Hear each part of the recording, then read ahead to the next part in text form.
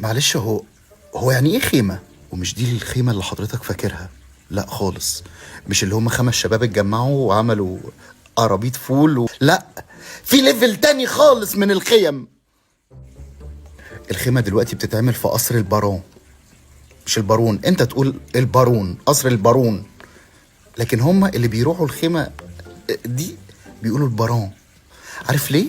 بيتسحروا سوشي وكوكي ناجتس. عايزين نلاقي اسم كرييتيف قوي للخيمة. هو رمضان كام ليلة يا جماعة؟ 30؟ طيب تبقى ليالينا. طب ثانية واحدة، انتوا عاملينها في قصر البارون؟ طب انا ساكنة في زايد، اديها واحدة ليالينا في زايد لو سمحت.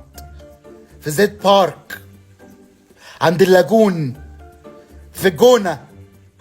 هاي، تخيل اللي قاعد جنبك في الخيمة دي بيبقى مين والله؟ نجيب ساويرس. مين المغنيين اللي هيغنوا في التنت؟ ما اسمهاش بتقول خيمة؟ ده انت امشي يا عم، امشي بقى. اسمها تنت.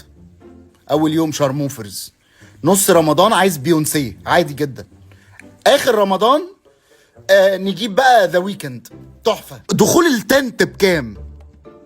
ب200,000.